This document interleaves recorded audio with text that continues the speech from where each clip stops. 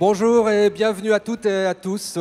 Voilà, ça a pris un peu de temps pour qu'on s'installe, mais vous aviez rendez-vous avec la ville. Ce matin, nous avons rendez-vous avec la ville, rencontre nationale des acteurs du renouvellement urbain. Et notre matinée a pour thème mobilisation nationale pour la politique de la ville. La mobilisation a marché. Et je pense que les organisateurs, et en particulier le président de Valenciennes Métropole, maire de Valenciennes, Laurent de Gallet, est très satisfait de cette mobilisation, monsieur le maire. Mais écoutez, oui, c'est à moi que revient le plaisir de dire le petit mot d'accueil. Alors on m'a donné 3 minutes pour le faire. Je vais essayer de ne pas dépasser le temps qui m'est imparti. Vous souhaitez donc la bienvenue ici à Valenciennes, dans ce superbe écrin qui est la Cité des Congrès. Vous avez pu le découvrir et vous pourrez le découvrir durant ces 2 jours, qui est l'exemple même d'une requalification réussie. On est sur d'anciennes friches industrielles. C'était Vallourec qui était sur ce site ici. Pendant 2 jours, nous allons parler de la ville et de ses composantes. Dans son entièreté, on aura des débats sur l'école, on va parler de développement durable, on va parler de commerce de centre-ville, des problématiques de commerce de centre-ville, on va parler d'emploi, on va parler de développement économique, et puis bien évidemment, on va parler de logement, on va parler d'habitat. Et comment, en étant à Valenciennes, lorsqu'on parle logement et habitat, ne pas penser à la rénovation urbaine dans ce berceau qui est Valenciennes. C'est ici que Jean-Louis Borloo a eu l'idée, a échafaudé au fond tranquillement ce qui serait la rénovation urbaine. Et puis, il a aussi réfléchi à la boîte à outils qui servirait, cher Olivier Klein, qui est présent, qui est l'Agence nationale de rénovation urbaine, qui était un moyen de faire un lien et un levier rapide, facile, fluide entre les collectivités et l'État, et une façon de fluidifier tout ça. Moi, je suis ravi, l'exemple de Valenciennes forcément est important. Ravi ce matin de voir Jean-Louis Borloo, qui ne devrait pas tarder, il est au péage, je ne sais pas lequel, mais il est au péage, d'habitude. Les Valenciennois connaîtront la boutade. De voir Dominique Riquet, député européen, et qui était le successeur et mon prédécesseur à la tête de la ville, et qui a porté la rénovation urbaine de la ville de Valenciennes. De voir Valérie Létard, vice-présidente du Sénat, mais auparavant emblématique président de Valenciennes Métropole, et qui a construit l'ANRU sur l'ensemble des territoires annexes.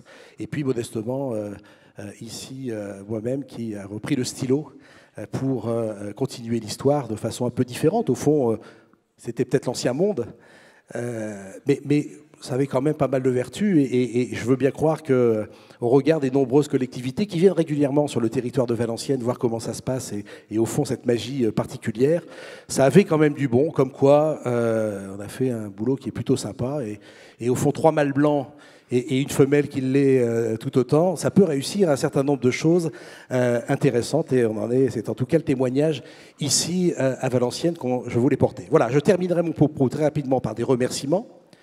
Remercier chacune et chacun d'entre vous d'être présents. 900 inscrits, plus de 80 territoires représentés, c'est assez impressionnant. Vous allez passer 2 jours ici à Valenciennes. Je vous invite quand même à sortir du cadre de cette Cité des Congrès et découvrir cette ville et la douceur de vivre de Valenciennes, avec des visites qui sont arrivées. Une petite excuse juste, c'est la météo. On annonce que 29 à 30 degrés, c'est 7 à 8 degrés en dessous des normales de saison ici à Valenciennes. Mais je sais que vous avez été précautionneux et que vous aviez pris une petite laine pour que tout ça se passe de la meilleure façon possible.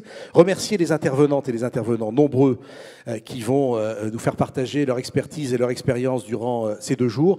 Et remercier celles et ceux sans qui tout ça n'aurait pas été possible. Nos partenaires financiers, bien évidemment. Et puis l'agglomération de Valenciennes Métropole. Jean-Marcel Grandam, son vice-président en charge politique de l'habitat, qui fait un travail remarquable tout au long de l'année et qui s'est beaucoup investi sur le sujet.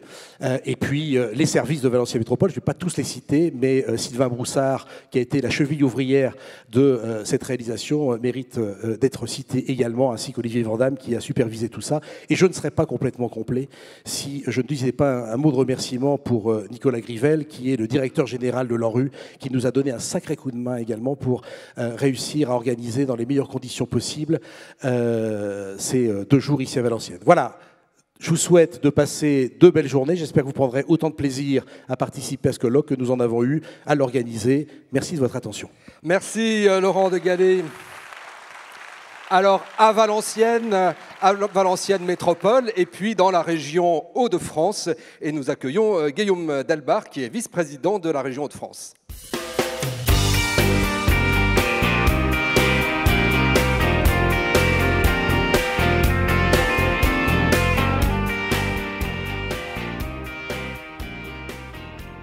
J'avais un discours avec un besoin de pupitre, mais je crois que je vais suivre le style de Gallet. On partage pas mal de valeurs, des histoires communes, et c'est vrai que je voulais vous dire tout le bonheur qu'on a d'ouvrir ensemble ces 2 journées. Qui de mieux que Valenciennes peut aujourd'hui, dans un moment où la politique de la ville est au cœur de pas mal de débats, organiser un tel événement. Donc mon premier mot, ce sera de vous dire merci et bravo pour ce bel événement. L'amphi est quasiment plein, et c'est vrai que si Jean-Louis Borloo est au PH, ça va me permettre, pendant les quelques minutes ou quelques heures, c'est ça le gimmick, Sûr. qui vont l'amener vers nous, à dire tout le soutien de la région Hauts-de-France pour cette initiative depuis le départ, depuis qu'on nous a annoncé ça. C'est vrai qu'on a eu la chance d'avoir dans notre région un discours fort du président de la République en novembre dernier à Roubaix et à Tourcoing. C'est un discours qui avait créé beaucoup d'espoir. C'est un discours qui a été confirmé, mais pas assez à notre goût, en mai dernier. C'est pour ça qu'on attend tous beaucoup du prochain rendez-vous du 18 juillet. La méthode maintenant est plus claire, mais moi je voulais redire ici, devant Valérie, devant tous ceux qui ont incarné cette belle politique de la ville, qu'on attendait vraiment que le rapport Borloo puisse être mis en place, parce que ce n'est pas un énième rapport, c'est un vrai plan d'action avec 19 programmes, avec un boulot considérable qui a été fait. Alors Jean-Louis nous a dit je donne un coup de main, mais moi je pense que c'est vraiment un plan d'action qui doit être aujourd'hui mis en place. On a décidé de ne pas attendre, Xavier Bertrand l'a dit, la région n'attendra pas l'État, parce qu'on pense qu'il y a vraiment beaucoup à faire. Moi, dans ma ville de Roubaix, un peu concerné aussi par la politique de la ville, puisqu'on a environ 2/3 des territoires qui sont concernés, 2/3 des quartiers de la ville qui sont concernés. J'ai fait une déclinaison locale du plan Borloo qui montre bien notre envie de participer à ce grand mouvement de réconciliation nationale. Je le dis parce que j'ai aussi, et j'ai vu quelques collègues maires qui ont participé à l'appel de Grigny en octobre dernier. On fêtera à la rentrée prochaine les 1 an, et ça a été le départ d'un mouvement assez emblématique qui était dans l'esprit de la politique de la ville telle que ça a été mené, c'est-à-dire une volonté partenariale de travailler de manière transpartisane. Et ça, c'est important parce que ça fait partie des marques de fabrique, la capacité à mettre ensemble autour d'une même table tous les acteurs. J'en profite pour saluer Laurent Lafay et Olivier Klein, le nouveau président de l'ANRU, qu'on aidera et avec qui on a envie de travailler pour rendre l'ANRU plus agile, plus capable, peut-être un peu d'oublier de temps en temps le poids des études pour retrouver les dynamiques de territoire. Et c'est pour ça. Oui, merci. Il y a déjà des impatiences. Il y a une dame qui applaudit, c'est le début du succès. Et c'est vrai qu'on a tous envie de participer à cette mobilisation, et ces 2 jours vont permettre de travailler. J'ai vu un programme très dense, j'ai vu beaucoup d'expérimentations intéressantes qu'on a vocation à dupliquer sur le territoire. Et puis des acteurs de cette région de France qui viendront nous montrer aussi ce qu'ils mettent en œuvre sur ce territoire. Oui, parce que c'est aussi l'esprit du travail qui a été fait dans le rapport Borloo, c'est de faire en sorte que ce qui a fonctionné sur un territoire puisse être dupliqué. Et c'est vrai qu'on a envie de participer à ces dynamiques-là, de faire en sorte que l'expérience des uns puisse servir à d'autres. Ça, c'est très, très important. Donc, merci à Valenciennes Métropole d'avoir organisé ces 2 jours. Vous avez compris, la région Hauts-de-France est à 100% derrière vous. Je confirmerai tout à l'heure la signature du protocole ANRU, où on montre qu'on est parfaitement calé dans cette volonté aussi de mêler rénovation urbaine et développement économique, de le décliner de manière spécifique dans ce territoire des Hauts-de-France, notamment en étant très emblématique de la 3e révolution industrielle. Et Philippe Vasseur sera avec nous cet après-midi. Voilà, ça tombe bien, et c'est vrai qu'on a envie à la fois de tirer les leçons de la première vague ANRU, en se disant que quand on fait beaucoup de logements, on doit aussi trouver des dynamiques économiques. Moi, je suis aussi vice-président en charge de l'innovation numérique et sociale, et c'est vrai que c'est ces quartiers-là qui ont sans doute besoin plus que tout autre d'innover et d'expérimenter. Je parlais de troisième révolution industrielle, c'est vrai aussi pour le numérique. On a besoin de remettre ces dynamiques-là dans les quartiers, c'est comme ça qu'on s'en sortira. Donc merci à Valenciennes Métropole d'avoir porté ce beau projet, et vous avez compris qu'on travaille main dans la main avec la région Hauts-de-France et le territoire. Merci aussi à tous les territoires, parce que 80 territoires mobilisés, c'est important, donc bravo, et puis bonne journée de travail. J'ai le plaisir d'être avec vous une bonne partie de la journée, et on soutient cette initiative avec enthousiasme. Merci à vous. Merci Guillaume Delbar. Merci monsieur le vice-président de la région Hauts-de-France.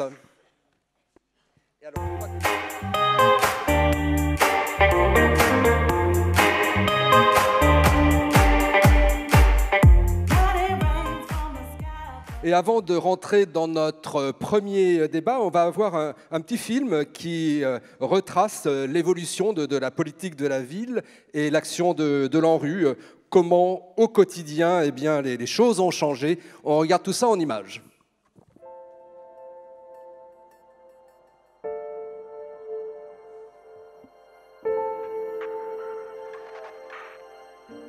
Un quartier paisible et animé, des petits commerces, des parcs et équipements, des transports, l'accessibilité, des logements propres et modernes. Ici, tout semble fonctionner. Pourtant, il y a seulement quelques années, ces quartiers connaissaient de graves dysfonctionnements. Car, dans beaucoup de ces cités construites à partir des années 50 pour répondre au déficit de logement, la situation s'est lentement dégradée. Enclavement, chômage, pauvreté, délinquance, logements insalubres. C'était mieux quand vous êtes arrivé. Oui, aujourd'hui, j'aurais pas acheté dans l'état où c'est maintenant. Et à un moment donné, vers les années 80, 90, ça s'est dégradé vraiment à vue d'œil. Beaucoup de gens sont partis parce qu'ils ne voulaient pas être confrontés à cette misère sociale.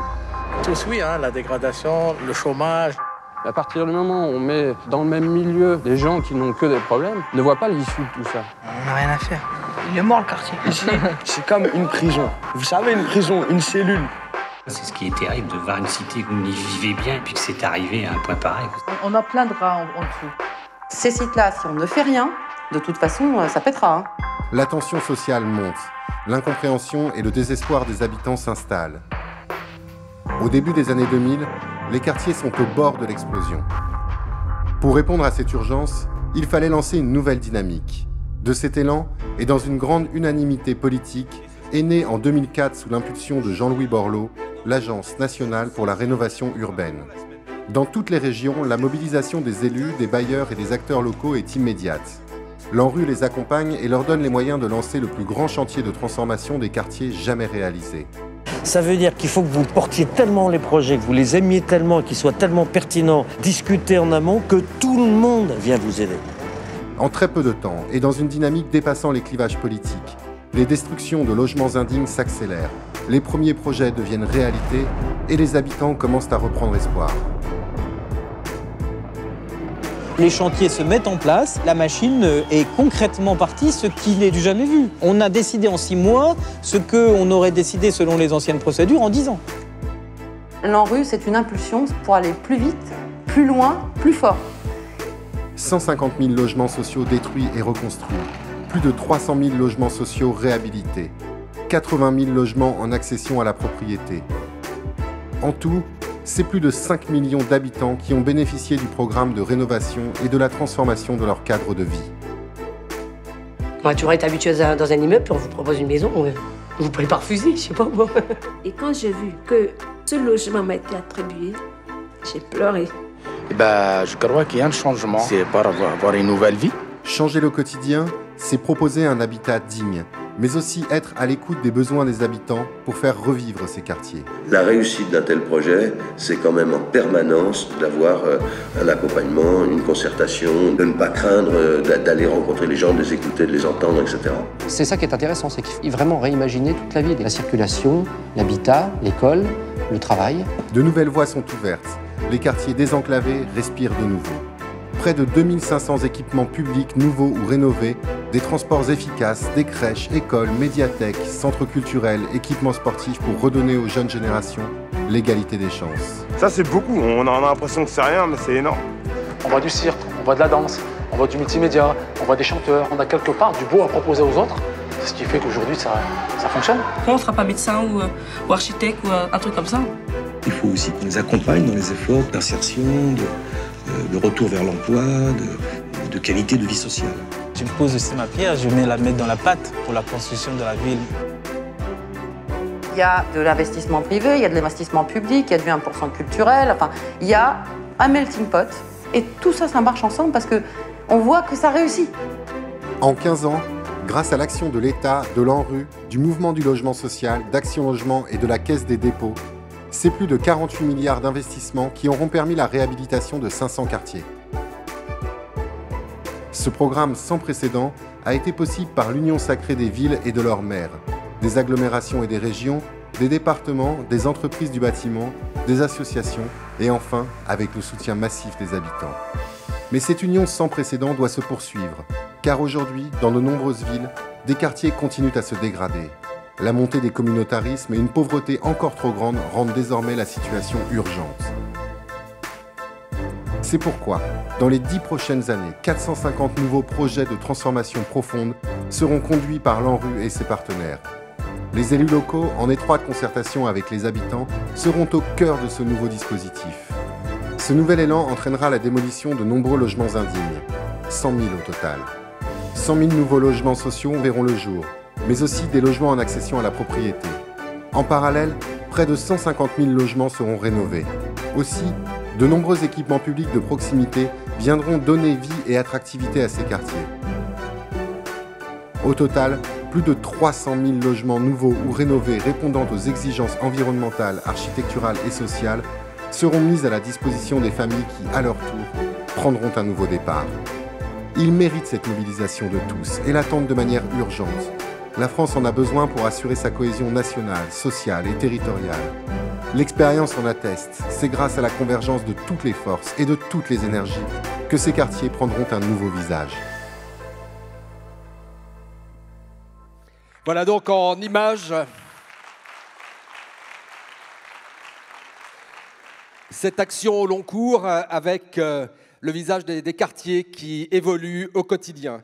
Premier débat ce matin, mobilisation nationale pour la politique de la ville, l'actualité récente qui est dense sur cette politique et puis des échéances prochaines. Et pour débattre de ces sujets, j'invite à nous rejoindre Sébastien Jallet, le commissaire général délégué et directeur de la ville et de la cohésion urbaine au CGET, le commissariat général à l'égalité des territoires, Fabienne Keller, sénatrice du Bas-Rhin et coprésidente du Conseil national des villes, Olivier Klein, le président de l'ANRU, maire de Clichy-sous-Bois, Valérie Létard, sénatrice du Nord. Voilà, vous pouvez approcher, mesdames, messieurs.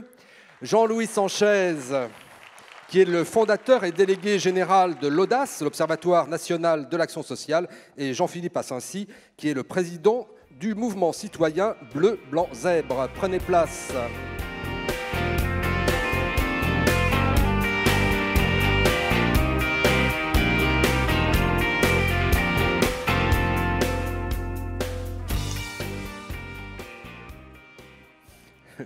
Voilà, Jean-Philippe Assincy nous rejoindra.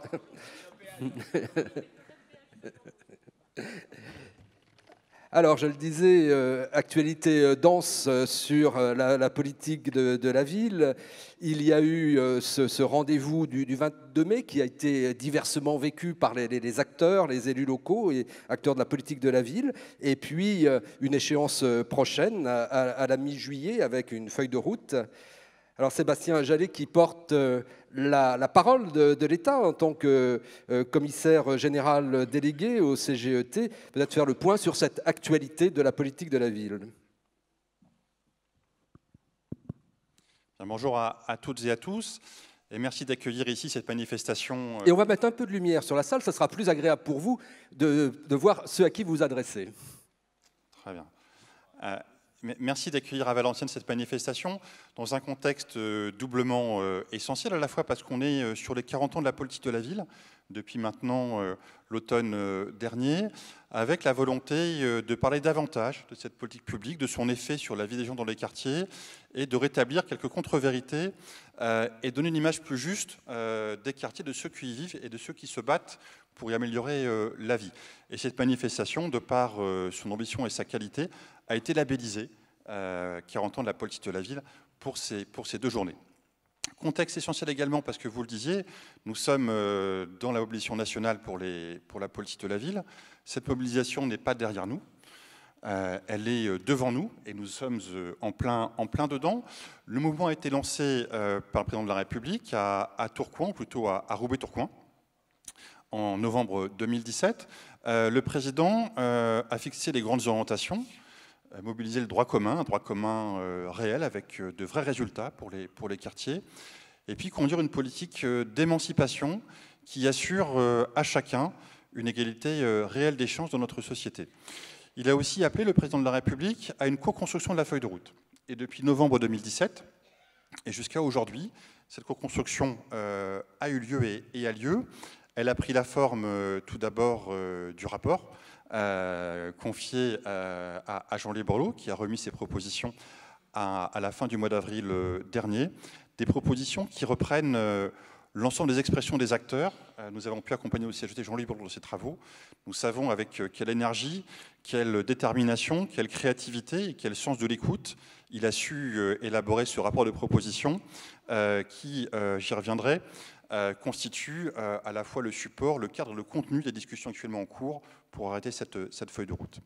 Il y a eu aussi avec l'association Bleu Blanc Zèbre et l'association des maires de ville et banlieue les états généraux de la politique de la ville qui sont tenus en plusieurs occasions, en plusieurs endroits, avec le soutien du ministère de la Cohésion des Territoires, pour faire parler les acteurs, faire émerger des expériences, des bonnes pratiques, former des propositions.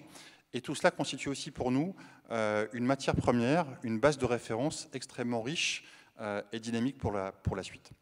Alors le 22 mai, le président a réuni à l'Élysée toute la grande famille de la politique de la ville, près de 600 personnes. Il y avait les élus nationaux et locaux, il y avait les professionnels, les acteurs associatifs, les entreprises, les services publics, l'ensemble du gouvernement qui était réuni autour du président de la République pour à la fois célébrer et marquer l'aboutissement de cette co-construction, c'était l'objet de la manifestation, et puis mandater le gouvernement pour, sur la base de la co-construction, préparer la feuille de route interministérielle.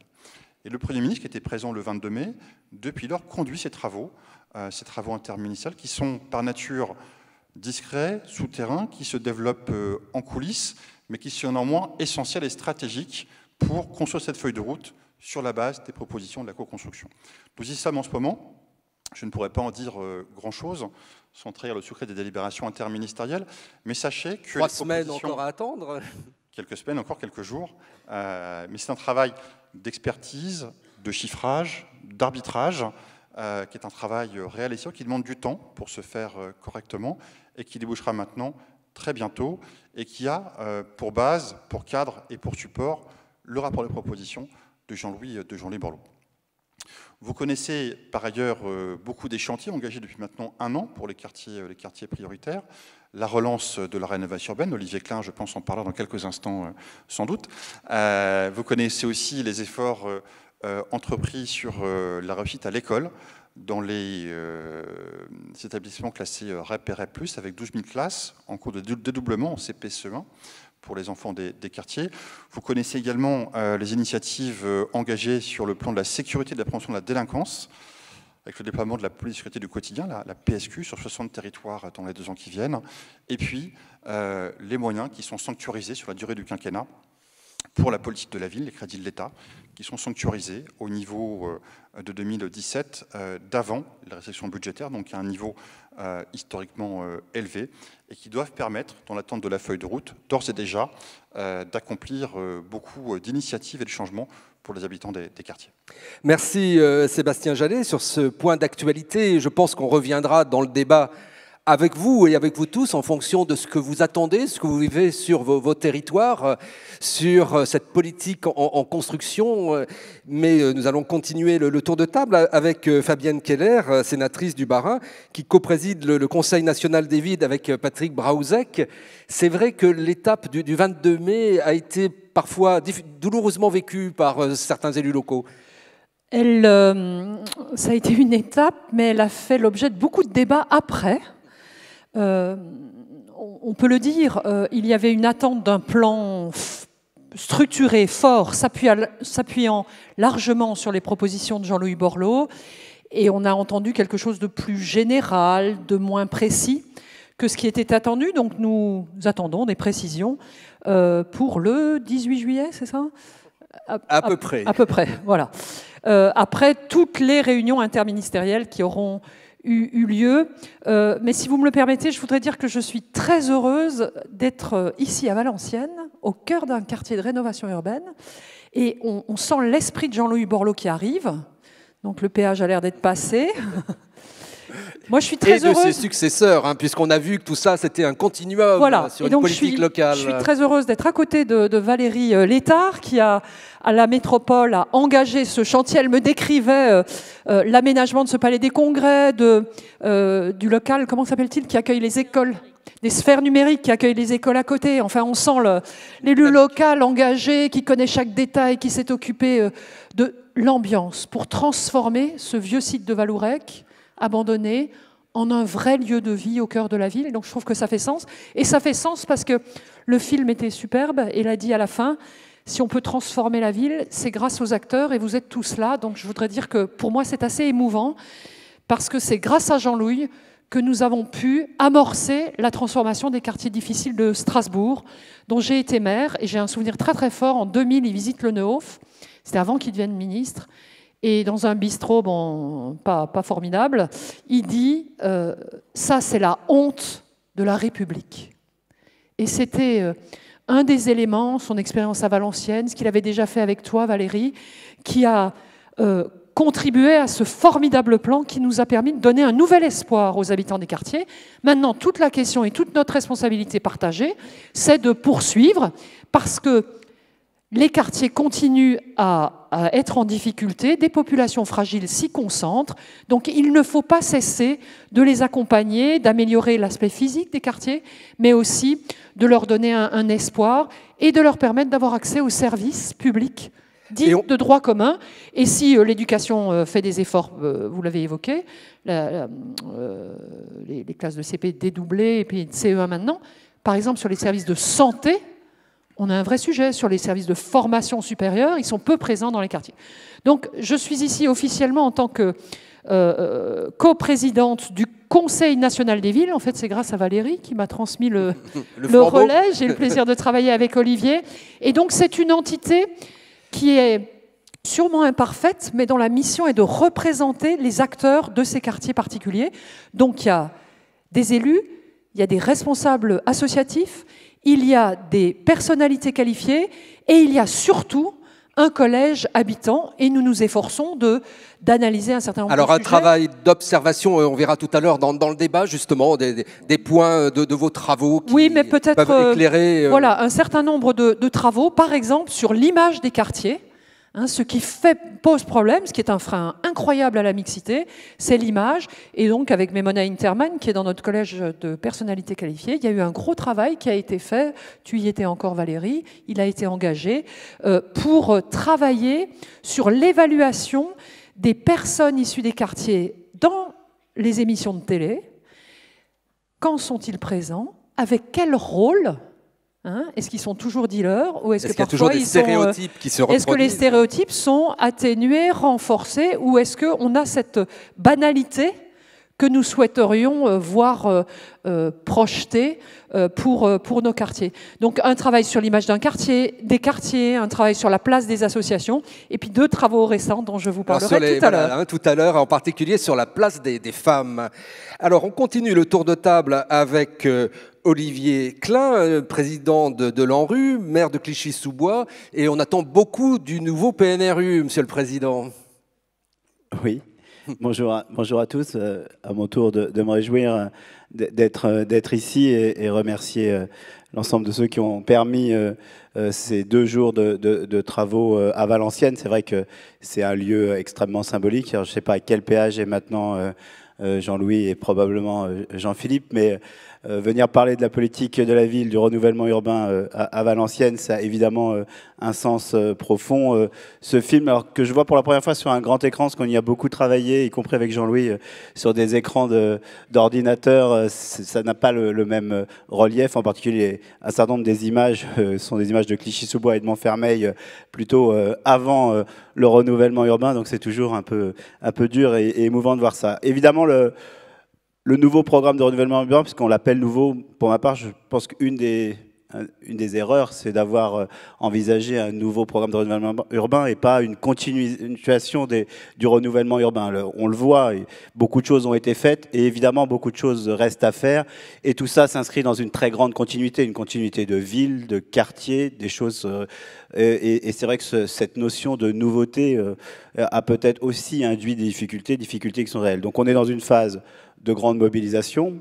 Mobilisation pour que, et il y a ici beaucoup de porteurs de projets, beaucoup de villes, beaucoup d'intercommunalités, pour que ces projets puissent enfin démarrer, comme on le dit, pour qu'on voit enfin des grues. Donc c'est le doublement de l'ANRU avec une intervention plus forte d'Action Logement, une intervention de l'Union sociale de l'habitat, un retour de l'État. Là aussi, c'est déterminant, annoncé par François Hollande et évidemment confirmé par le président Macron, ce milliard d'euros de l'État dans le renouvellement urbain. C'est une étape extrêmement importante qui doit se concrétiser, elle aussi. Le président Macron en a parlé le 22 mai par au-delà d'un milliard comme ça qui flotterait, mais des engagements, des crédits de paiement pour que ce milliard soit vraiment au cœur de la rénovation urbaine avec les autres partenaires de l'ANRU. Et puis déjà des modifications du règlement général qu'on a passé au conseil d'administration du mois de mai, des comités d'engagement très nombreux depuis quelques semaines, parce que les villes et les territoires ont maturé leurs projets, parce qu'on s'est donné les moyens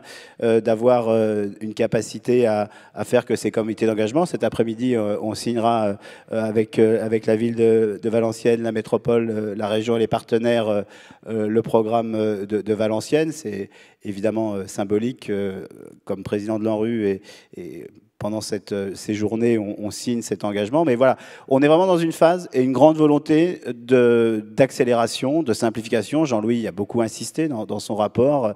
Retrouver l'agilité originelle de l'ANRU, même si elle n'avait pas été complètement perdue. Mais c'est vrai que quelqu'un le disait tout à l'heure, je ne sais plus si c'est le maire de Roubaix ou le maire de Valenciennes, mais trop d'études. Enfin, voilà, moi, je plaide vraiment pour ça. Soyons pragmatiques, regardons les projets. S'il faut les phaser, faisons-le. Regardons ce qu'est vraiment le renouvellement urbain, c'est-à-dire faire du logement, faire des équipements publics, résoudre le problème majeur des copropriétés dégradées, qui est un problème qui nous touche de plus en plus. Travaillons sur le développement économique, le commerce. Enfin, voilà, je suis avec donc une attente de réactivité, d'agilité, comme vous le dites, et je pense qu'il y aura des questions concrètes sur ce point. Jean-Louis Sanchez, fondateur et délégué général de l'Observatoire national de l'action sociale, l'Audace. On va vous passer un micro, Jean-Louis. Merci. Voilà. Et avec un regard justement sur ces décennies de politique de la ville, d'évolution aussi de l'action sociale. Avec votre observatoire, vous travaillez beaucoup justement sur le lien social. D'ailleurs, je signale que vous venez de faire paraître un livre, « La fraternité n'est pas une chimère », qui symbolise votre mission. Voilà, on accueille Jean-Louis Borloo qui nous rejoint. Mais pour d'abord vous écoutez vos échanges, et puis il viendra à l'issue de notre débat discuter avec nous et éclairer de toute son expérience cette discussion que nous avons ce matin, mobilisation générale pour la politique de la ville. Jean-Louis Sanchez, je le disais, hein, une action au long cours, mais aussi une évolution que vous constatez, une évolution de notre société. D'abord, merci aux organisateurs, non seulement de nous avoir invités, mais d'avoir réussi ce merveilleux moment. En plus, nous sommes vraiment dans un territoire, dans l'Observatoire peut dire qu'il a été effectivement toujours un laboratoire et vraiment tout à fait en avant des grandes évolutions de notre société. Alors effectivement, on m'a demandé de venir parce que je vais en faire un atout maintenant, mais enfin, c'est 30 ans d'observation de la société française. L'Observatoire national de l'action sociale n'est pas l'Observatoire national de l'action sociale, c'est l'Observatoire national du vivre ensemble. Et ce vivre ensemble, quand nous avons commencé à l'observer en 1990, grâce d'ailleurs à des gens merveilleux, la classe politique française à cette époque avait beaucoup de gens extrêmement exigeants, impliqués. Je pense à Bélanger, Fourcade. Il faut citer René Lenoir aussi. René Lenoir, bien sûr, qui a été l'inventeur de la politique de la ville. On l'oublie avec HVS, il y a plus de 30 ans. Et nous avons eu donc René Lenoir comme président pendant plusieurs années. Mais on est en 2018, Jean-Louis, aujourd'hui, et la société... Oui, mais en 30 ans, il y a 30 ans, justement, pour nous, le pacte républicain, c'était effectivement une ambition qui s'épanouissait avec une multitude, je dirais, de réflexions sur les droits, le RMI, la CMU, etc., mais aussi sur l'engagement citoyen. 30 ans après, c'est un désastre. On a un véritable dépérissement du pacte républicain. Et donc, ce qui est intéressant dans l'Observatoire, c'est qu'on a essayé d'analyser les raisons pour lesquelles ce dépérissement se produisait. Et là, nous sommes vraiment en difficulté à faire admettre ce point de vue qui est pourtant issu de l'observation des enfants en danger, des personnes âgées, que la France est vraiment dans une situation particulière où la crise n'est pas qu'économique. Elle est réellement relationnelle, éducative, voire identitaire. Et on ne cesse de le dire depuis des années, après l'avoir observé très concrètement. Et pourtant, cela n'est pas pris en considération. Et c'est pourtant essentiel pour comprendre effectivement quelle peut être l'organisation des pouvoirs publics. Parce que si effectivement on pense que la question relationnelle, des liens sociaux et des repères est aussi essentielle que la question éducative, ça donne une toute autre importance aux élus locaux. Élus locaux qui sont aujourd'hui, je dirais, dans une crise de légitimité. Et donc, nous avons observé toute cette société pendant plusieurs années pour conclure vraiment à la nécessité de reconstruire des liens sociaux et des repères. Et les possibilités existent à côté de toutes ces évolutions qui sont souhaitées par Jean-Louis Borloo, qui est effectivement un des rares hommes politiques à avoir consacré très concrètement, je dirais, un idéal politique dans les faits. Mais il y a autre chose. Cette autre chose, c'est la reconstruction de la citoyenneté. Comment se fait-il qu'aucun journal n'ait parlé le 26 mai, du fait qu'il y avait 1500 villes qui organisaient une journée citoyenne, où tous les habitants se mobilisaient. 80% des communes du Haut-Rhin, par exemple, comme une sorte de tsunami de fraternité. Et pourtant, personne n'en parle. L'école, travaillant 4 jours par semaine, au lieu de travailler 7 jours sur 7, accueillant la fête des voisins, accueillant les personnes âgées. Reconstruire impérativement le rôle des personnes âgées dans la société française, pour qu'ils soient tous des acteurs éducatifs, et non pas des acteurs retirés. C'est un véritable projet de société dont nous avons besoin. Je termine très vite. Et cela apparaît malheureusement assez peu dans le débat politique actuel, alors qu'il conditionne le devenir de la décentralisation. Quel est le constat aujourd'hui? Le mépris des acteurs locaux. Alors que la République, si elle tient encore, je dirais, dans ce pays, c'est grâce aux acteurs locaux. Je prendrai un exemple pour illustrer mon propos. 70% des Français croient encore en la politique. 70% des Italiens n'y croient plus. Pourquoi? Eh bien parce que nous avons des élus en France qui ont en permanence préservé le lien sacré de la politique et des habitants. Et comme tout ceci est négligé, nous avons aujourd'hui, je termine Jean, nous avons aujourd'hui vraiment nécessité de travailler la question du projet de société avant toute chose. Et à un moment, Jean a évoqué effectivement mon dernier livre, La fraternité, et je n'en parle pas bien évidemment pour parler de mon livre, mais la fraternité n'est pas une chimère. La fraternité est un projet de société. Si vous voulez que les jeunes des quartiers croient en la République, s'intègrent dans la République, encore faut-il leur donner l'idée que nous faisons de la diversité une extraordinaire opportunité, et pas simplement de la diversité des cultures. C'est formidable quand même d'avoir 2 cultures plutôt qu'une seule, mais de la diversité des âges. Quel est ce pays qui a osé parler de retraite, d'EHPAD, de noms aussi, je dirais, stigmatisants, alors que lors de l'Europe, quand on veut un dirigeant d'entreprise, on demande qu'il ait plus de 60 ans.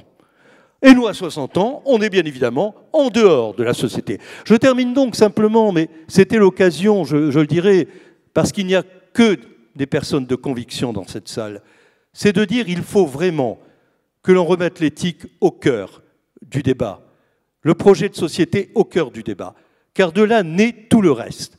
La place des élus locaux, la place de la solidarité, l'abandon du principe de précaution et de tout ce qui, aujourd'hui, empêche de vivre ensemble. Merci Jean-Louis. Reconstruire la citoyenneté et ce que vous évoquez aussi, on dit souvent qu'on entend l'arbre qui tombe mais on n'entend pas la forêt qui pousse. Alors il y a ces journées citoyennes, il y a toutes ces initiatives et justement on va terminer le tour de table avant d'ouvrir le débat avec vous. Je vous signale qu'il y a des micros qui vont circuler de part et d'autre de la salle et donc donner la parole tout de suite à Jean-Philippe Assensi, parce que ces forêts qui poussent, ces initiatives citoyennes, il en est le porteur notamment avec son mouvement Bleu Blanc Zèbre qu'il préside. On peut dire deux mots sur ce qui vient de se passer depuis 300 jours quand même.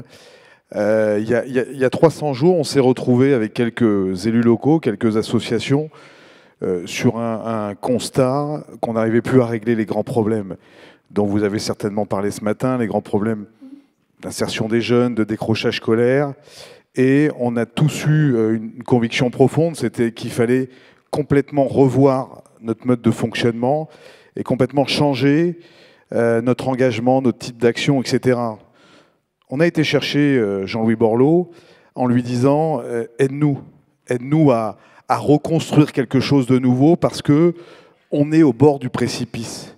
On est au bord du précipice, on voit arriver des grands problèmes qui ne se règlent plus. Les grands problèmes que vous connaissez tous aujourd'hui, avec des chiffres qui sont repartis en hausse, et puis des grandes fractures. L'injustice la plus forte que je vis depuis maintenant 20 ans, c'est celle de l'insertion des jeunes. Aujourd'hui, vous avez des jeunes qui sont sur le toit du monde, dans le sport, dans la culture. On n'aurait jamais été champion du monde de football sans les quartiers populaires. On n'aurait jamais été champion olympique de handball sans les quartiers populaires. Donc cette injustice que l'on vit dans le sport, où finalement tous ces clubs de sport, vous savez ici quand on a primé il y a 20 ans le projet avec Valérie Létard, des éducateurs sportifs qui étaient des éducateurs de prévention, c'était des gens qui étaient en capacité d'aller chercher ces jeunes, d'accompagner ces jeunes, de créer des parcours nouveaux. Eh bien aujourd'hui ça n'existe pas. C'est-à-dire que tous les moyens qui sont mis sur l'insertion, qui sont pourtant colossales, ne vont pas au plus près du terrain, au plus près de la proximité, parce qu'on a deux choses qui sont très très dures dans nos quartiers. Un, repérer tous ces jeunes qui sont en difficulté. Il y a mon ami le maire de Roubaix, à Roubaix, c'est 600 jeunes qui décrochent par an scolairement. C'est un établissement scolaire. Imaginez-vous le travail qu'il faut faire pour aller chercher ces jeunes un par un et les moyens qui doivent être adossés à ce type de programme. Donc, on a deux difficultés, aller chercher ces gamins et restaurer le lien de confiance. C'est-à-dire que faire en sorte que ces gamins, on leur permette de relever la tête, on leur fait la promesse qu'on va les aider à trouver un avenir. Et puis, troisième élément, ramener l'entreprise. Ramener l'entreprise dans ces espaces-là, créer des passerelles entre ces jeunes et ces entreprises. Donc, tout ça pour vous dire que là aujourd'hui, j'aurais bien aimé venir à Valenciennes pour faire la fête, pour vous dire qu'on va démarrer l'ensemble des programmes qui composaient le plan banlieue et qu'aujourd'hui, on a un petit peu, malheureusement, la gueule de bois parce que, eh bien, on n'est pas rentré sur le terrain, on n'a pas eu la possibilité de faire cette fête et de tenter de régler les problèmes. Donc, merci Jean-Philippe Assensi. Et on va terminer le tour de table avec celle qui est chez elle, qui est à Valenciennes, Valérie Létard, et qui aujourd'hui au Sénat aussi porte ces sujets à l'échelle nationale. Merci. Alors, permettez-moi d'abord de dire que je fais partie des nombreuses personnes ici présentes et au premier rang desquelles, bien sûr, Laurent et Jean-Louis, qui incarnent les deux extrémités d'une chaîne qui n'est pas terminée, je le souhaite sincèrement. C'est simplement une équipe d'élus, mais aussi d'acteurs de territoire, d'acteurs de l'État, de la région, mon cher Guillaume, d'acteurs des départements, d'associations, d'élus locaux, d'adjoints qui, au quotidien, dans ce territoire, ont su, parce que Jean-Louis a su nous donner la bonne direction et inventer les systèmes nouveaux qui n'existaient pas, pour faire en sorte que dans un territoire qui est passé en 10 ans du plein emploi à plus d'emploi du tout dans certains territoires parce qu'il y a eu la crise de la sidérurgie et des mines, de le faire renaître parce qu'il a justement su avoir une approche, d'abord, regarder comment on pouvait faire de nos faiblesses une force, reconvertir l'économie d'un territoire, faire d'une richesse industrielle passée une richesse industrielle future.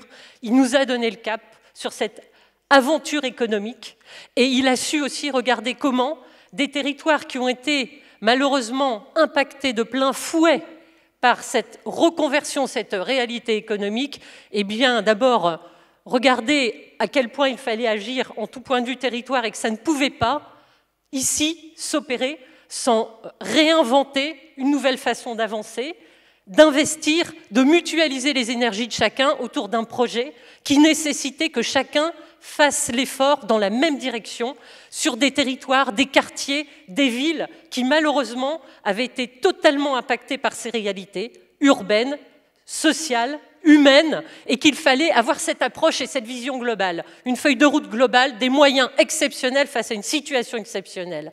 Et c'est ce qui a préfiguré ce que Jean-Louis a inventé et qu'il a porté tant territorialement qu'ensuite nationalement. Et si je me permets de dire ça, c'est parce qu'ici, depuis plus de 10 ans, et donc parce que ça a été possible et ça a été lancé et porté ensuite et encore aujourd'hui par Laurent, qu'on a montré aussi qu'à l'échelle intercommunale, on était en capacité de résoudre des problèmes que jamais les maires de la commune de Bruay, ou de Beuvrages, ou de Condé, ou de Vieux-Condé, ou même de Valenciennes n'auraient pu porter, parce que malheureusement ce territoire était en situation financière fragile, et que là, la solidarité communautaire, elle a joué.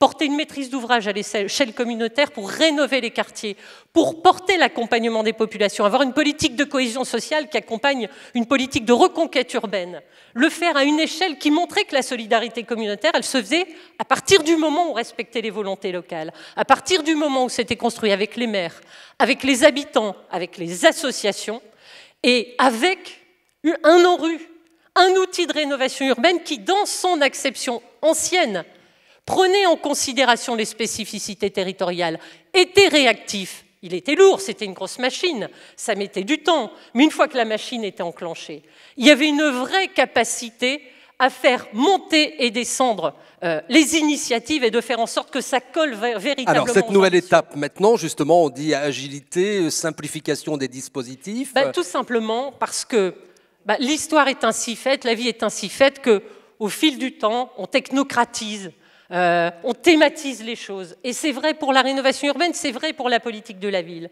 J'en discutais avec Sébastien Jallet. Sur la partie Contraville, il y a par exemple 2 sujets qui s'entrechoquent. C'est une volonté, par exemple, nationale de thématiser les politiques d'accompagnement des populations, parce que c'est plus facile de dire allez, on va vous lancer un appel à projet, la priorité c'est l'emploi, la formation, vous avez la possibilité d'aller chercher les financements de la politique de la ville, il faut rentrer dans telle case. C'est important d'avoir des politiques thématiques prioritaires et des ambitions et ciblées, l'éducation, l'emploi, la formation, un certain nombre d'aspects comme cela, l'école évidemment, et ce qui se passe avant, la prévention. Il faut penser également système urbain. Il ne faut pas oublier qu'il faut quand même croiser ça avec le fait que les politiques thématiques, les appels à projets complètement cadrés, il faut que ça vienne s'articuler avec une réalité qui est différente dans chaque quartier, dans chaque territoire. Et ce que Jean-Louis a reproposé au bout du bout, au travers de son plan, c'est quoi? C'est rappeler quels sont les grands enjeux, tous les sujets majeurs, ces 19 sujets qu'il a rebalayés. Mais pourquoi 19 sujets? Parce qu'après, ce sont aux territoires, aux collectivités, aux associations, aux habitants, de s'approprier leurs projets et de venir chercher dans les outils qu'il a remis en avant les moyens de leurs ambitions et faire en sorte que chaque territoire puisse porter un projet qui n'est pas celui de Nice, qui n'est pas celui de Laval ou d'une petite commune en politique de la ville ou d'une ville minière. Ce ne seront jamais les mêmes. Et là, il faut aussi que l'ANRU n'oublie pas que ce territoire ici, la solidarité communautaire dont je parle, n'a été possible que parce qu'à l'époque, Jean-Louis avait créé un outil de l'ANRU qui a permis qu'on ait un projet multisite, corridor minier, qui était complètement hors des clous si on prenait la géographie prioritaire telle qu'elle existe aujourd'hui, parce que cette réalité de notre territoire ici, c'est qu'il n'y a pas d'habitat vertical. C'est qu'ici, c'est éliminer la sidérurgie, il est horizontal. Et que si on nous avait dit, bah, c'est le carroyage de l'INSEE, eh ben, alors qu'on a les territoires les plus en difficulté, les populations les plus fragiles, eh ben, on n'avait rien du tout. Et que ça n'est pas possible. De prendre en compte cette diversité des territoires. Et quand même, un dernier mot sur les associations. L'accompagnement des populations, et après j'arrête là parce que... Mais l'accompagnement des populations. Vous savez très bien qu'il n'y a pas une collectivité dans ce pays qui agit directement dans la gestion humaine des publics. Tous, on monte nos projets parce qu'on a des opérateurs de proximité qui sont des associations. Les prestataires de services publics, c'est le monde associatif, celui qui est bénévole et celui qui opère une mission de service public. Et que quand on ne fait pas attention à ça, on oublie quelque chose. C'est que quand on fragilise le tissu associatif, on risque de couper toute la capacité à garder les outils de la cohésion sociale et de l'action publique au plus proche des habitants, et que la politique de la ville, c'est bien l'ANRU, et il faut simplifier les procédures, agir plus avec les territoires et rééquilibrer la gouvernance entre les collectivités et l'État. Ça, c'est essentiel. Et la politique et les contrats de vie, l'accompagnement humain, attention de ne pas tuer les associations avant de mettre en route un contrat ville qui s'appuiera sur quoi une fois que les associations seront tellement fragilisées qu'elles ne pourront plus agir. Donc, pas n'importe quoi, pas n'importe comment, cibler les priorités, les croiser avec les besoins des territoires et faire en sorte que les associations, on ne les précarise pas trop, parce que si elles ne sont plus en capacité d'agir de façon efficace, alors eh ben, on ne pourra plus avoir les ambitions qui doivent être au rendez-vous. On l'a vu dans le film.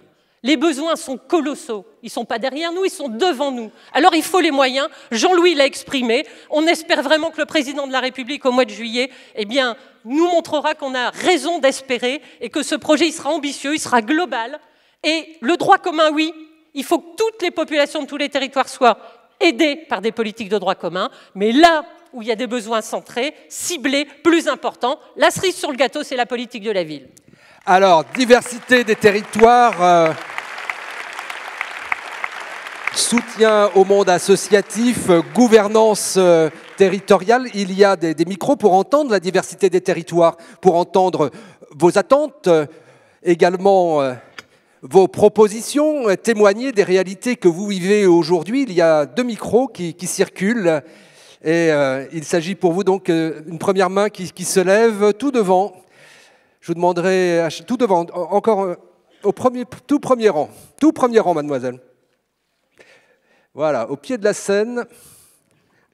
Et peut-être de ce côté, regardez les mains qui se lèvent, s'il y en a. Vous présentez, s'il vous plaît. Bonjour, merci de nous accueillir. Nous sommes une association. Levez-vous qu'on vous voit, si c'est possible. Nous sommes une association de Roubaix qui est soutenue par la Fondation Abbé Pierre, et donc on vient porter la parole des habitants.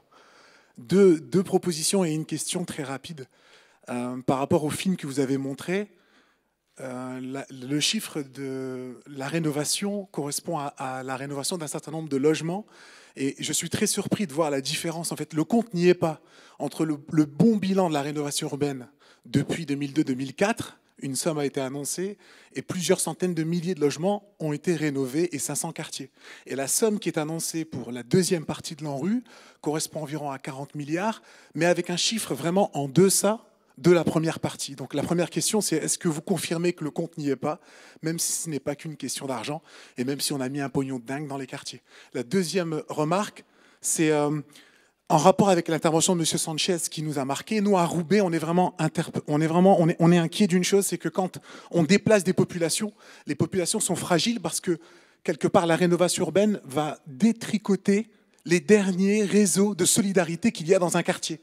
Donc comment est-ce que, et je sais que M. Klein est à l'écoute de ça parce qu'il nous a accueillis, et avec la Fondation Abbé Pierre et Mme Chafi, un super boulot, comment est-ce que vous pouvez garantir à des populations fragiles que lorsqu'on déplace des populations pour le bien-être d'un quartier, on puisse sauvegarder une partie du petit réseau de solidarité qui fragilise un certain nombre de personnes. Et enfin, la deuxième remarque, et je vais vraiment terminer, c'est en rapport avec ce qu'a dit M. Sanchez. C'est-à-dire comment est-ce que, quand on dit à des personnes âgées, à des retraités, qu'ils doivent quitter leur logement parce qu'ils sont seuls dans leur logement, mais que ces personnes souhaitent reconstruire un lien familial, mais quand on est dans un petit appartement T1, T2, ben on ne reçoit plus les enfants.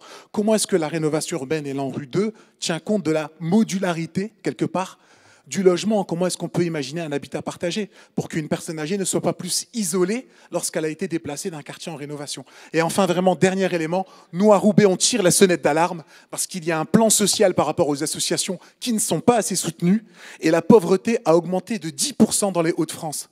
Et donc, on est très, très inquiet. Si la pauvreté a augmenté de 10%, que font les élus locaux? Que fait l'État pour éviter que la cocotte minute n'explose? Merci à vous. Merci à vous. Alors, sur la première partie de votre intervention, Olivier Klein, directement interpellé, vous répond. Ça serait prétentieux de vouloir répondre. En tout cas, moi, j'ai participé avec vous à une très belle journée de réflexion avec la Fondation Abbé Pierre sur effectivement la présence, l'action des habitants autour du renouvellement urbain et la prise en compte de la parole de l'habitant. Il ne suffit pas de faire, enfin c'est ce qu'on s'était dit quand on s'était vu, de faire un certain nombre de réunions, de travaux de réflexion, associer les habitants à des travaux urbains, les faire venir à l'école de la rénovation urbaine à Saint-Denis, etc. C'est pas suffisant, il faut aller plus loin, il faut être dans le concret, même si c'est déjà extrêmement important. Les réseaux de solidarité, ça a été beaucoup dit par des habitants de Roubaix, de Toulouse, qui racontaient que le renouvellement urbain c'est bien, et en même temps on éclate un certain nombre de cellules familiales, communautaires, qui font que...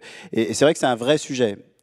D'abord, il y a le sujet avec lequel on a souvent échangé avec Jean-Louis sur la démolition, qui est évidemment le plus souvent nécessaire, un passage obligé, mais en même temps un passage violent. On voyait dans le film tout à l'heure ces immeubles qui tombent. C'est toujours, là dans le nouveau programme de renouvellement urbain Clichy-sous-Bois, il y a l'immeuble de mon enfance qui est prévu d'être démoli. Je suis sûr que je vais pleurer ce jour-là.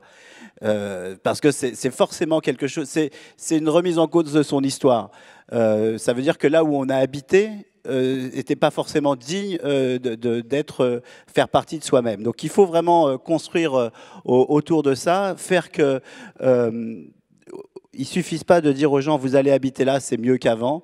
Il y a des choses à reconstruire. Il faut travailler avec les bailleurs. Il faut réfléchir aux actions. Nous, à Clichy, on travaille avec Voisins Malins, mais il y a d'autres dispositifs. Comment on construit des choses nouvelles dans le travail de relations, et c'est extrêmement important. Et je crois qu'il faut travailler avec les bonnes pratiques du premier programme de renouvellement urbain, regarder les bonnes expériences et capitaliser là-dessus. Après, sur l'argent, le compte n'y est pas. Moi, et Jean-Louis souvent attirait mon attention là-dessus. C'est pas 5, 10 ou 12 milliards. D'abord, c'est de l'argent hypothétique. D'une certaine manière, faisons les projets, construisons-les, associons l'ensemble des partenaires de l'ANRU, associons l'ensemble des financeurs. Et si à un moment, enfin on fait tous de la politique, si à un moment le compte n'y est pas, eh bien mobilisons-nous. Enfin, aujourd'hui, à ce stade, il y a l'action prévue, il y a les 10 milliards, mais si on se rend compte devant l'ampleur du phénomène, et probablement que les programmes de renouvellement urbain ne s'arrêteront pas, parce que c'est des phénomènes, on avance, on progresse, et en même temps, il y a d'autres endroits où c'est difficile, on découvre de nouvelles difficultés, en cœur de ville, des petites copropriétés qui se paupérisent, donc, et puis ça dépasse les quartiers en politique de la ville, c'est ce que vient de dire Valérie, donc forcément le compte n'y sera jamais, mais en même temps il faut avancer, et c'est vraiment ce qu'on porte aujourd'hui avec les équipes de l'ANRU, c'est cette volonté, et les élus locaux, cette volonté d'avancer plus vite. Sur la modularité, je crois vraiment que les architectes et les urbanistes prennent ça en compte. Ce qu'on voit dans un certain nombre de projets, que ce soit alors au niveau de la métropole parisienne, j'ai vu beaucoup de projets d'Inventons la métropole, où les architectes commencent à réfléchir à ça. C'est comment le logement évolue. Et puis, il y a quand même la question qui est à mon avis majeure pour les bailleurs sociaux, c'est la question du parcours résidentiel, la manière dont on crée vraiment, enfin, des bourses de logement, la manière dont on prend en compte le vieillissement, comment, mais vraiment, c'est-à-dire qu'on ne va pas proposer à une famille dont les enfants sont partis de quitter un F5 pour leur proposer un F2 qui paieront encore plus cher que le F5. Donc comment le prix du mètre carré est adapté et qu'on se retrouve avec une vraie baisse du loyer parce qu'on a plus petit mais mieux. Il y a vraiment à créer cette mobilité résidentielle, ce parcours résidentiel, accompagner la décohabitation, ce que vous avez évoqué, le nombre de jeunes qui continuent à vivre chez eux dans nos quartiers parce que la capacité de la mobilité n'existe pas. Parce que le renouvellement urbain, c'est bien, mais il faut aller plus loin. Il y a des zones extrêmement tendues dans le renouvellement urbain, dans lequel il faut construire plus que ce que l'on démolit. Et là aussi, c'est forcément dans des logiques intercommunales, métropolitaines, là où il y en a, pour avoir une vraie vision, et une vision qui ne soit pas teintée des égoïsmes locaux qu'on connaît encore souvent en bien d'endroits. On prend d'autres interventions qui souhaitent témoigner de ce que vous vivez. Voilà, une main. Non ? Tout en haut. Vous avez choisi les extrêmes dans la salle pour les premières prises de parole. Voilà, je vous demanderai de vous présenter, s'il vous plaît. Désolée de vous faire courir. Suzanne de Chevigné, présidente de l'Association nationale des compagnons bâtisseurs. Je suis ravie de ce que j'ai entendu ce matin, mais j'aimerais ajouter un plaidoyer peut-être pour encore plus la place des habitants. C'est indispensable qu'on entende la parole des habitants, mais il faut qu'on profite de l'action des habitants. Nous les accompagnons dans ce qu'on appelle de l'autoréhabilitation accompagnée. C'est un mot épouvantable, mais ça veut dire que nous aidons les habitants ou des jeunes en service civique, donc c'est aussi les jeunes de quartier, à travailler, à participer au travail qui se fait dans le cadre du renouvellement urbain. Et ça veut dire que ce n'est pas simplement des choses qui ont été imposées, qui arrivent de l'extérieur, mais ils ont également amélioré leur habitat, amélioré le cadre de vie des enfants, etc. Et à ce moment-là, ils sont impliqués et ça sera essentiel pour l'entretien du lien social. Merci. Alors, place centrale des habitants. Tout à l'heure, Fabienne Keller, vous évoquiez les derniers travaux du Conseil national des villes. Alors, il y a ce travail sur l'image même de ceux qui vivent dans ces quartiers, mais aussi un travail que vous avez fait sur la place des femmes. Oui. Alors, je voudrais féliciter Madame pour son engagement, justement, pour, au fond, donner sens. Quand on rénove, on fait du béton, on fait de l'aménagement, et toute la question, c'est de donner vie à tout ça. Qu'est-ce qu'on va en faire? Quelle est l'appropriation? On se disait en aparté avec Monsieur Jallet, par exemple, quand on annonce une démolition, c'est terrifiant pour les gens, parce que c'est leur lieu de vie qui disparaît. Avant qu'ils se projettent, qu'on leur montre d'ailleurs là où ils habiteront demain, on les a déstabilisés et puis en général ils sont plutôt très fragiles. Donc voilà, ils sont heureux de ce qu'ils ont et inquiets de ce qu'ils auront demain. Là, nous le sommes tous, de toute façon. Absolument, je pense que voilà. C'est vrai. Vous évoquez la place, Madame, des citoyens dans les projets. Elle est centrale, c'est elle qui fait sens. Mais il faut accepter cette idée de fragilité quand on a des soucis par rapport à son emploi, sa vie familiale.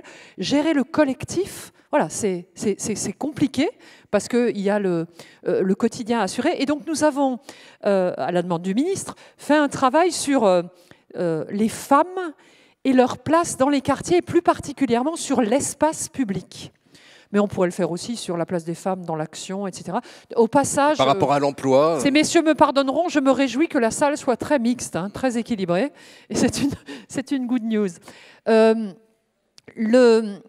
question de la place des femmes, c'est au fond se poser la question de est-ce qu'elles peuvent être présentes à la hauteur de ce qui est légitime, c'est-à-dire à peu près la moitié.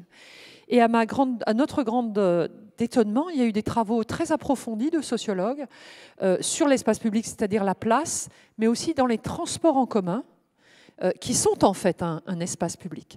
Et pour la faire courte, on s'est rendu compte que ces espaces étaient généralement conçus par des hommes et pour les hommes, plus qu'ils ne l'étaient pour l'ensemble de la population, d'où une série de propositions pour porter une attention particulière au fait que les femmes devaient aussi se sentir bienvenues. Est-ce que vous me disiez aussi, avant ce débat, c'est que les jeunes, on entend plus les garçons que les filles. Par exemple, on s'est rendu compte que comme les jeunes sont très perturbateurs, on a eu tendance au cours du temps à focaliser pas mal d'actions de la jeunesse vers les garçons, pour qu'ils perturbent moins. Moyennant quoi, les filles ont été progressivement évincées des activités sportives et socio-éducatives.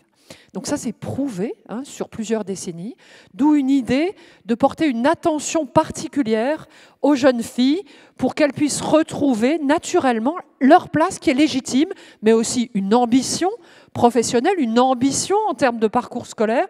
C'est toute la question que les femmes soient comme les garçons des quartiers aussi, mais plus encore citoyennes à part entière. Vous l'avez compris, l'entrée par les filles, c'est une manière de revendiquer l'égalité républicaine, hein, que chacun puisse avoir non seulement les mêmes droits, mais puisse être aidé peut-être un peu plus, parce que sa fragilité fait qu'il a peut-être un peu moins tendance à profiter des structures, des éléments qu'on peut lui proposer. Un exemple, Onnehoff rénové grâce à Jean-Louis. J'ai plaisir à le redire, je l'ai dit quand tu n'étais pas là, mais que c'est grâce à toi que nous avons pu vraiment engager la transformation des quartiers difficiles de Strasbourg. Nous avons créé un joli centre qui est non pas un objet à but unique, mais à la demande du conseil de quartier, qui est à la fois école de musique, bibliothèque, salle commune, qui permet des petits spectacles des écoles et lieux de rencontre. Eh bien, j'ai fait assez récemment une rencontre de jeunes femmes dans un immeuble au bout de la rue. Ce centre s'appelle Django Reinhardt, parce qu'il y a beaucoup de personnes manouches au Neuhof, et Django Reinhardt a habité à Strasbourg. Et je leur ai dit, vous avez poussé la porte de Django Reinhardt? Ils m'ont dit, non, non, non. C'est pas pour nous, hein. C'est au bout de la rue, à 100 mètres. Et puis une jeune fille a dit, oh, mais c'est le tonton de mon compagnon, en fait. Il est venu une fois, il a joué, il a chanté pour la famille. Et du coup, c'est devenu familier. Et elles ont porté le projet d'aller à la médiathèque. Je leur ai expliqué que c'était gratuit, qu'il y avait des petits bouquins pour les enfants. Voilà. C'est toute la question d'aider ces citoyens à oser être acteurs. Je pense qu'il faut qu'on prenne conscience, qu'il faut qu'on les accompagne, mais vous le faites, et à nouveau, je voudrais vous en féliciter. Alors, il y a une main qui se lève ici, et pendant que le micro va jusqu'à vous, Jean-Louis Sanchez, il y a des portes qu'on n'ose pas pousser, comme le dit Fabienne Keller. Oui, mais je ne veux pas en pousser trop, parce que j'ai aussi des financements de l'État, et que je dois être prudent. Mais ah bon? Non, je crois que ce qui est important, c'est le témoignage de cette dame qui a dit ben, nous, on est capable d'avancer. Donc je crois que c'est extrêmement important d'en prendre conscience. Hier, le pape disait au président de la République il faut aider les pauvres. Et puis il disait mais au fond, nous sommes tous pauvres. Et c'est ça la vraie question. La vraie question, c'est que la vulnérabilité est aujourd'hui une vulnérabilité qui nous concerne tous. On est tous extrêmement inquiets de l'avenir de notre société, de l'avenir de nos enfants. Et cette vulnérabilité est un formidable atout pour réactiver la France dans une direction qui a été longtemps la sienne et qui a été oubliée, celle effectivement du vivre ensemble et de la fraternité. Au XIXe siècle, la France était le pays le plus fraternel d'Europe. Il y a un travail de Guiton, un sociologue, qui l'explicite de façon remarquable. Aujourd'hui, 2 tiers des Français ne font pas confiance à leurs voisins. C'est-à-dire qu'on a vraiment détruit le socle fondamental de la force, de la puissance, de l'épanouissement de ce pays ces 30 dernières années. Comment le reconstruire? Eh bien, en croyant, comme la dame vient de le dire, que tout peut se construire en faisant confiance aux habitants. Faire comme les Alsaciens ou les Sarthois, essayer, par la journée citoyenne, de refaire vivre vraiment l'idée du collectif. Redonner au fond au service public aussi une vocation différente. Est-ce qu'on osera dire qu'aujourd'hui le public n'est pas le premier dans les projets des services publics? C'est d'abord le serviteur et non pas l'usager. Il faut restructurer les choses, remettre l'usager au cœur du projet public. Et il y a une multitude d'évolutions que l'on peut faire parce que cette prise de conscience de la vulnérabilité va nous permettre d'agir ensemble. Mais encore faut-il effectivement que les pouvoirs publics ne soient pas constamment dans des injonctions contradictoires. On ne prend pas en considération, par exemple, le rôle des maires comme producteurs de liens. Et on bâtit des territoires qui mettent fin à la proximité. Comment voulez-vous maintenir le rapport de confiance entre un élu et un habitant s'il n'y a plus de proximité? L'intercommunalité, elle doit être voulue. L'intercommunalité de Valenciennes est une réussite. Pourquoi? Parce Mais Valérie Létard nous a dit que ça s'est fait dans le respect des communes. Elle a été voulue, elle a été souhaitée, elle a été construite collectivement. Actuellement, on est en train d'imposer partout des intercommunalités destructrices de volonté. Et donc, c'est un désarroi. On prive les maires de leurs ressorts fiscaux. C'est un désarroi. On oblige les maires à ne n'augmenter leurs dépenses que d'un certain pourcentage. C'est le retour, je dirais, au processus de tutelle antérieur à la décentralisation de faire. Il y a aujourd'hui, et je termine, absolument nécessité à reconnaître que la revitalisation de la France, sa place dans le monde, dépend fondamentalement de la reconnaissance que la société française est une société de maturité, que les citoyens français sont capables d'agir, et que pour qu'ils agissent, il faut restructurer un bloc qui est incontournable, qui est celui, effectivement, des collectivités locales et du mouvement associatif, en lien étroit avec les habitants, avec un État qui accompagne. Mais osons dire, c'est pour ça que je parlais de nos financements, moi je crois beaucoup plus en la politique des villes qu'en la politique de la ville, parce qu'il appartient aux élus locaux, vraiment, de restructurer les liens et les repères. Je terminerai sur une phrase importante, et Jean-Marcel l'utilise souvent, Jean-Marcel Grandame, merveilleux acteur de la vie locale. Et la liberté et l'égalité, c'est l'affaire de l'État, c'est une affaire régalienne. Mais la fraternité, c'est l'affaire du local. Et la fraternité, ce n'est pas, je dirais, une quête d'excellence, c'est une quête de survie. Car sans la reconnaissance de l'altérité, au niveau universel, sur le terrain écologique, au niveau du quartier, on ne reconstruira rien. Car demain, vous le verrez, au niveau du quartier, vous aurez 2 fois plus de personnes dépendantes. Si vous avez, comme c'est le cas aujourd'hui, 2 fois moins de solidarité familiale du fait de l'explosion des familles, vous ne reconstruirez pas, je dirais, des conditions de maintien à domicile sans la solidarité de voisinage. Alors il faut s'inspirer de l'Afrique et dire qu'au fond, dorénavant, considérons que notre plus proche parent est notre voisin. Merci Jean-Louis. Alors, vous avez la parole. Levez-vous, on vous voit bien. Oui, bonjour, Laurent Burgoide, je suis adjoint au maire à Nîmes, délégué tournez-vous comme ça, à la rénovation urbaine, aux contrats de ville, centres sociaux et logements sociaux. Je souhaiterais également associer ma collègue Valérie Rouvéran, qui est en charge de ces dossiers-là à l'AGLO. Tout d'abord, vous féliciter, mesdames, messieurs, pour vos propos, parce que ça nous donne du baume au cœur, nous, élus locaux, qui sommes des fois un peu malmenés de nos jours. Et par rapport notamment à l'intervention des 2 sénatrices, je veux dire, mesdames, avec d'autres de vos collègues, que ce soit au Sénat ou au Parlement, moi je vous engage à faire le tour de France pour avoir cette parole que vous venez de dire. Parce que je crois que les élus locaux, on a besoin d'élus nationaux comme vous, mesdames, qui nous redonnent un peu de baume au cœur. Vous dire aussi que lorsque je vous entends, je pensais aux divers comités de pilotage que nous avons, contrats de ville, en matière également d'ANRU. Il faut dire que des fois, on n'est pas très aidé par l'État déconcentré. Et que lorsque j'entendais le représentant de la région nous dire qu'il fallait moins d'études, je le pense aussi parce que moi, je tiens à remercier l'ANRU. L'ANRU nous dit, allez-y. Donc, on a fait des projets ambitieux, on est prêt, on a concerté nos maisons de projet, mais maintenant, on nous demande d'études sur études. Et je crois qu'à un moment, nos quartiers, c'est des cocottes minutes. Nous, les élus locaux, on est prêts de temps en temps à lever la vapeur, mais il ne faudrait pas que l'État déconcentré à chaque département en mette une couche de plus, parce qu'à ce moment-là, je ne sais pas comment nous, on arrivera à pouvoir calmer cette population qui est en attente de pelles et non plus de maquettes et d'études. Merci. Sébastien Jallet, alors cet État qui est l'État déconcentré, est-ce qu'il rajoute des piles au dossier ou est-ce qu'il devient un État facilitateur? Comment vous, au CGET, vous travaillez avec vos collègues sur le terrain? D'abord, merci pour ces propos positifs et enthousiasmants. On a bien conscience collectivement que depuis plusieurs semaines, il y a une attente qui s'est formée sur le débouché de la co-construction, sur la suite apportée au plan de bataille proposé par Jean-Louis Borloo, sur la feuille de route pour la politique de la ville. Je vous le dis, ce travail est en cours. C'est un travail qui est un travail souterrain, interministériel, mais néanmoins essentiel pour que l'exercice de chiffrage, d'expertise, de discussion et d'arbitrage in fine puisse se dérouler sur un temps raisonnable. Et nous aurons en mois de juillet le fruit de ces travaux qui sera enfin rendu public.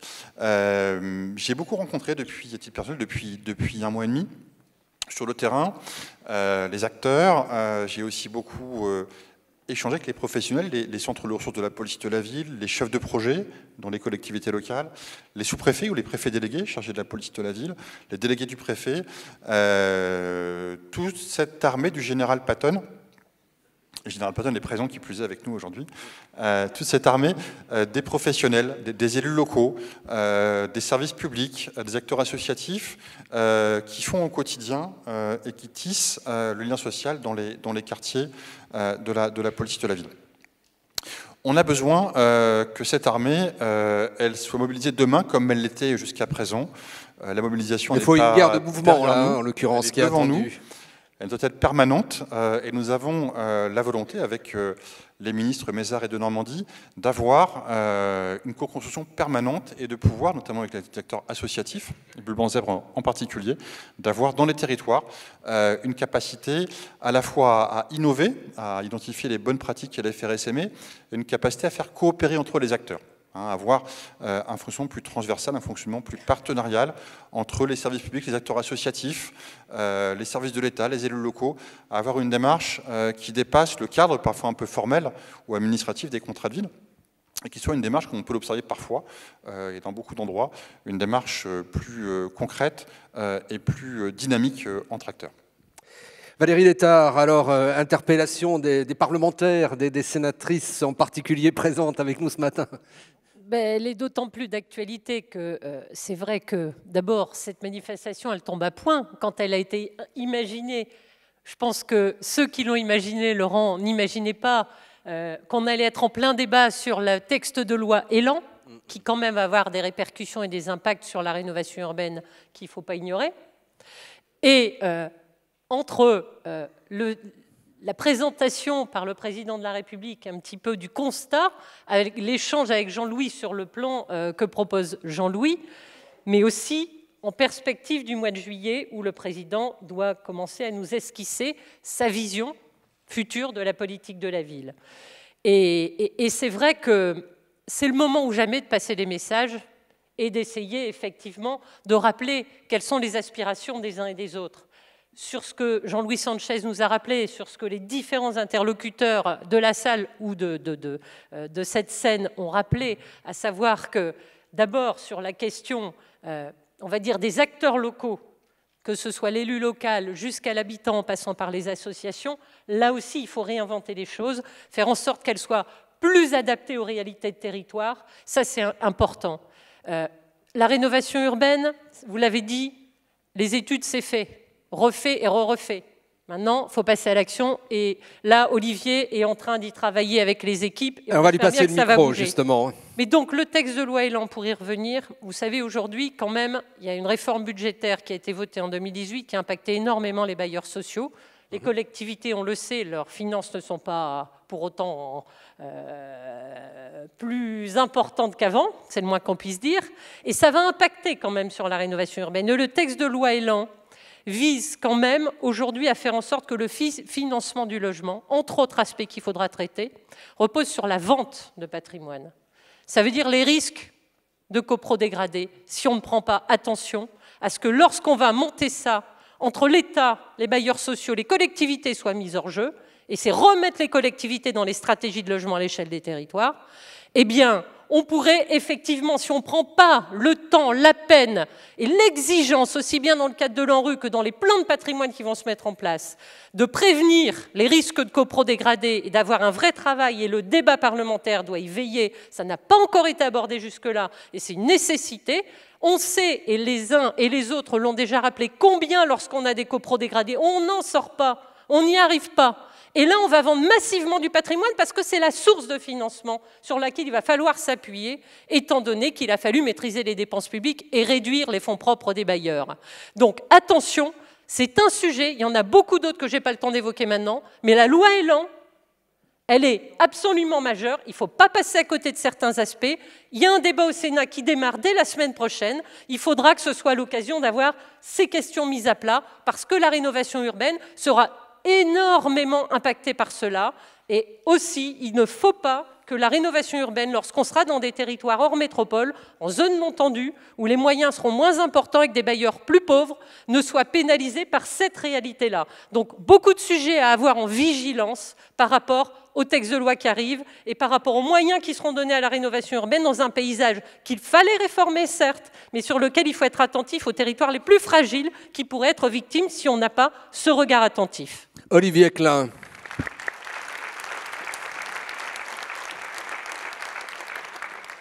Alors évidemment, je partage ce que vient de dire Valérie sur les risques. La situation des bailleurs, elle est déterminante sur notre capacité à réussir ou pas le renouvellement urbain. Il ne suffit pas d'avoir un ANRU renouvelé, simplifié, etc. Si à côté de nous, à côté des villes, les bailleurs ne sont pas en capacité d'accompagner, de mobiliser, d'avoir l'ambition nécessaire, sont trop fragilisés, on va se retrouver devant une impasse. Et puis la question, enfin, quand on est maire de Clichy-sous-Bois avec les plus grandes copropriétés avec Grigny dégradées de France, la seule en opération d'intérêt national, on a forcément une inquiétude, moi je l'ai dit plusieurs fois au ministre, sur cette volonté de vendre d'une certaine manière les bijoux de famille que représente le patrimoine des bailleurs sociaux, et souvent dans des quartiers où les locataires sont fragiles. Pour être copropriétaire, déjà être copropriétaire dans une copro qui va bien dans Paris, avec un peu d'argent, on a du mal à réunir l'Assemblée Générale, avoir un quorum, voter les travaux.